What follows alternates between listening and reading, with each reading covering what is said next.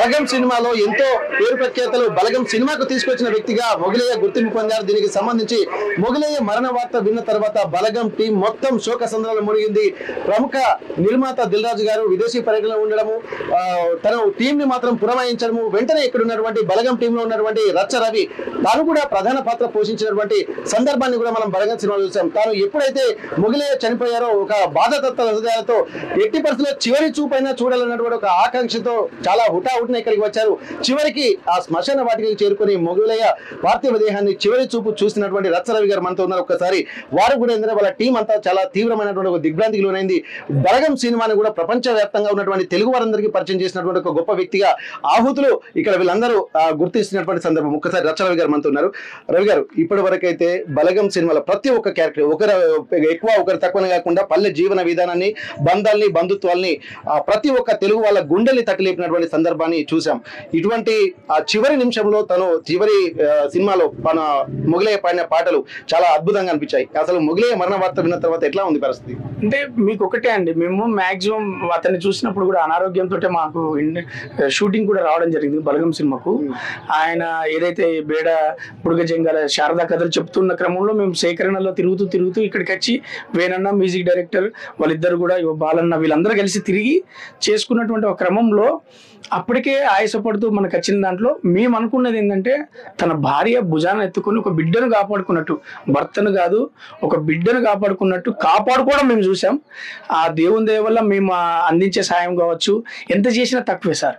కానీ ఎక్కడికి వరకు చేరాలో, ఎంతమంది కనెక్ట్ చేయాలో, ఎంతమంది దగ్గర పంపాలో అన్న దాంట్లో మనకు ఆ కళను ప్రపంచాన్ని పరిచయం చేయడానికి ఒక అవకాశం దొరికింది, అదృష్టంగా భావించడం. దాని ద్వారా ఇతరిని ఒక ప్రపంచానికి తెలిసేలాగా ఇప్పుడు కూడా చెప్తున్నా, తన మరణం ఒక గొప్పగానే, అంటే ఎక్కడ ఒక కుగ్రామంలో తన కథలు చెప్పుకునే ఒకటువంటి మొగిలయ్య ఈ రోజు ప్రపంచానికి తెలిసి ఒక ప్రపంచానికి ఒక కళను నమ్ముకున్నటువంటి కళాకారుడిగా, కళను నమ్ముకున్నటువంటి ఒక కళాకారుడి బిడ్డగా అద్భుతంగా తన కళను ఉన్నంత కాలం ఆయన స్వార్థం లేకుండా ఆకలి కోసం, కుటుంబాన్ని పోషించడం కోసం ఏదైతే నేపథ్యంలో ఆయన చేశాడో దానికి ప్రతిఫలమే ఈరోజు ఆయనకు గుర్తింపు, మన గుండెలల్లో గుర్తింపు మామూలుగా కాదు. బలగం సినిమా అంతా మేము గుండెలను తడిపితే ఆ కట్టలు తెంపుకొని కన్నీళ్ళ రూపంలో బయటికి రావడానికి మొగిలయ్య పాత్ర అద్భుతంగా, ఖచ్చితంగా ఆయన పాత్ర ఉందని మనం ఒప్పుకోవాలి.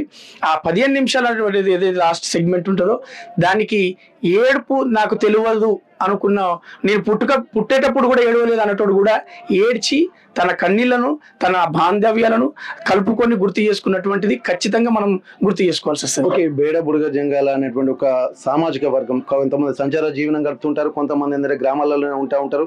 అట్లాంటి వాళ్ళందరూ అసలు కొంత సంస్కృతి సాంప్రదాయాలని కూడా వీళ్ళ పాటల రూపంలో, మాటల రూపంలో మామూలుగా అందించేటువంటి పరిస్థితి. కానీ ఒక సినిమా ద్వారా అసలు ఈ మాటలలో, ఈ పాటలలో ఇంత సాహిత్యం దాగి ఉందని తెలిపినటువంటి బలగం సినిమా టీం అంతా ఇప్పుడు మీరందరూ దాదాపు హుటాహుటిన వచ్చినటువంటి పరిస్థితి. ఇట్లాంటప్పుడు ఇక్కడ ఈ బలగం సినిమా టీము ఎవరైనా గొప్ప దిల్ రాజు గారు కానీ, డైరెక్టర్ గారు వేణు గారు కానీ, ఇప్పుడు వాళ్ళు ఏమన్నా వచ్చేటువంటి అవకాశం ఉంటుందా ఈ 10 రోజులలో? 100% వస్తున్నారు. వాళ్ళ మాట మీదనే ఎవరైనా వెళ్తే బాగుండంటే అందరూ కొంతమంది బలగం సినిమాలో మీరు చూసినట్టు పాత్ర అనేది పెద్దోళ్ళు, పెద్ద వయసున్న వాళ్ళు.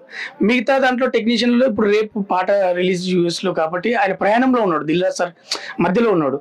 వేణు గారు ఏమో వేరే కథలో దూరంలో ఉన్నాడు, హైదరాబాద్ కూడా అందుబాటులో లేడు. మెసేజ్ రూపంలో వస్తేనే మాకు లేట్ అయింది.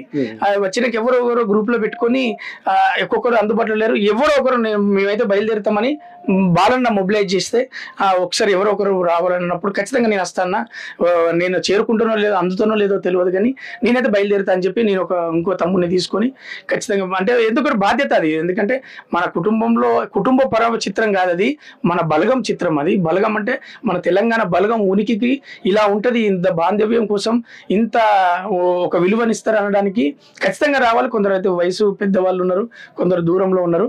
అందరూ అందుబాటులోకి వచ్చి వాళ్ళ టైమును బట్టి మొగిలయ్యకి ఏ విధంగా అయితే సహాయం చేయడానికి మేము ట్రై చేసామో, అందరం ఉన్నామో అందులో. ఇప్పుడు కొమరమ్మకు కూడా అదే సహకారము, అదే అందుబాటు, అదే బలము, అదే బలగము ఆమెకు ఉంటుందని 100% మేము నమ్ముతున్నాం. ఓకే, ఈ బలగంలో బంధాలు, బంధుత్వాలు ఇంత గొప్పగా చెప్పినటువంటి కొమరమ్మ కానీ, మొగిలయ్య కానీ, ఇప్పుడు మీరు ఏంటంటే చెప్తున్నప్పుడు చాలా దగ్గర నుండి వాళ్ళని చూశారు, వారి బంధం ఎలా ఉండేది? అయ్యో నేను చెప్తున్నా కదా సార్, నేను ఒక్క మాట కూడా వెనుకపోయేది లేదు. మనకు పెద్ద వయసు వచ్చినాక భార్య బిడ్డ అవుతుందని మన తాతలు చెప్తుంటే మనకు అర్థం కాకపోయేది. కల్లారా వీళ్ళిద్దరిని చూసినా ఈయన నడవలేకున్నా ఆయనను పట్టుకొని ఆమె కొంగులో పట్టుకొచ్చిందా బండిలో పట్టుకొచ్చిందా మనకు తెలియదు, కానీ అనుకున్న చోటికి అనుకున్న సమయానికి తీసుకురావడానికి ఆమె ఎంత ఇబ్బంది పడి ఉంటుందో. ఇక్కడ దుగ్గొండి నర్సంపేట నుంచి సిరిసిల్లకు రావాలి అనుకోకుండా మనకు షూటింగ్ ఒకసారి క్యాన్సిల్ అవుతుంది, ఒకసారి అవుతుంది. ఆమె ఖచ్చితంగా కష్టపడ్డది, ఖచ్చితంగా తన భార్య అనే స్థానానికి ఆమె చాలా మందికి వాళ్ళ కుటుంబాల్లో కావచ్చు మన వాళ్ళు కావచ్చు, నేను చెప్తున్నా కదా, చాలా ఆదర్శవంతమైన జీవితం ఆమెది, చాలా ఆదర్శవంతమైన బతుకు. నేను ఆమె గురించి చాలా మంది ఆడవాళ్ళకు, చాలా మంది నేను డ్యాన్స్ దగ్గరికి వెళ్తుంటా, అక్కడ నా మీటింగ్స్కి వెళ్తుంటాం కదా, ఇలా ఆ కుమరే పాఠం బాగుంటుందని అనగానే వాళ్ళ భార్య గురించి మీకు చెప్పాలని చెప్పి ఈమె గురించి నేను కథలుగా వాళ్ళందరికీ తెలియాలి. ఎందుకంటే భర్తను ప్రేమించే విధానంలో చాలా మందికి మనం ఈ మధ్యలో ఈ మైక్రో ఫ్యామిలీస్ రావడం వల్ల ఈమె గురించి నేను చాలా మందికి చెప్పిన, నేను గర్వంగా చెప్తున్నా. ఓకే, ఉమ్మడి కుటుంబాలు మృగ్యమైపోతున్నటువంటి నేపథ్యంలో, మరుగున పడుతున్నటువంటి నేపథ్యంలో బలగం సినిమా వచ్చి బంధాలను బలోపేతం చేసుకుంటూ అసలు బంధం అంటే ఏందన్నటువంటి ఒక కాన్సెప్ట్ మీ సినిమా ద్వారా, అంటే ప్రతి ఒక్కరు, అంటే ఒక ఈయన పాటనే కాకుండా సినిమా ఆశాంతము ఒక బంధాలు బంధుత్వాల మధ్యలోనే ఒక సంఘర్షణ నడిచినటువంటి సందర్భం. ఇట్లాంటి పరిస్థితులు కనుక ఈ మీరు తీసేటువంటి సినిమాల ద్వారా బయటకు వచ్చినటువంటి నేపథ్యంలో మళ్ళీ ఇట్లాంటి అంటే ఒక పేద కళాకారులను కూడా బయటకు తీసుకొచ్చారు. మీరు ఇంకేమైనా గుర్తించి మళ్ళీ కొత్త ఎందుకంటే ఒక మంచి ఇన్స్పిరేషన్ ఉన్నటువంటి నేపథ్యంలో అట్లాంటి కొత్త కళాకారులను గుర్తించేటువంటి అవకాశం. నేను ఎప్పుడు చెప్తున్నది అదే, ఒకటే, కళాకారుడు అనేవాడు ఖచ్చితంగా పేదోడే ఉంటాడు. డబ్బున్న వాళ్ళ కావచ్చు, దేంట్లోనే కానీ కళను ప్యాషన్గా నేర్చుకుంటాడు. కానీ దీన్నే జీవితం, దీన్నే వృత్తిగా, దీన్నే జీవన విధానంలో మార్చుకునేవాడే కళాకారుడు ఉంటాడు. తను ఎప్పుడు పేదవాడే ఉంటాడు. అయితే పేద కళాకారుడు అనేది ఉండదు. తన కళ ఎప్పుడు నమ్ముకున్నది అతనికి కూడుగుడ్డ, ఆ స్థాయిని మించి పోవాలనుకోడు. తను ఎవరికైతే అందజేయాలనుకుంటాడో, ఎవరినైతే ఒక జోన్ అనుకుంటాడో అది దాటి తను వెళ్ళడు. ఎప్పుడైనా సందర్భం దొరికినప్పుడు, ప్రతి సినిమాలు ఇప్పుడు కాదు కదా, మనకు పూర్వం నుంచి ఈ 100 సంవత్సరాల చరిత్ర సినిమాలో కూడా మనం చూసినట్లయితే సందర్భం దొరికినప్పుడు కళాకారులను, మనకు ఇప్పుడు చూసినట్లయితే పెద్ద పెద్ద సింగర్లు, మన గద్దరన్న కావచ్చు, గోరటింకన్న కావచ్చు, వీళ్ళందరూ కళాకారులకనే కదా మనందరికీ తెలుసు. అట్లా మనకు సందర్భం దొరికినప్పుడు ఎప్పుడు సినీ రంగం కావచ్చు, కళారంగం కావచ్చు, ఎప్పుడు ముందుంటది, వాళ్ళ కోసమే ఎదుగుతుంటది. ఆ జల్లడ పడితే దొరికితే వాళ్ళకి అదృష్టము, ఏది తీసే వాళ్ళకే అదృష్టం.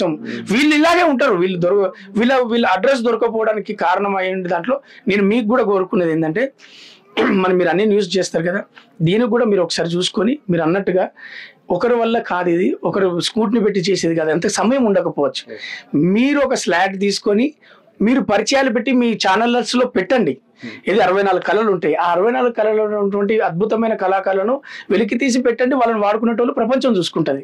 అది అందరి బాధ్యత, అందరం కలిసి చేయాల్సిన బాధ్యత. Thank you sir.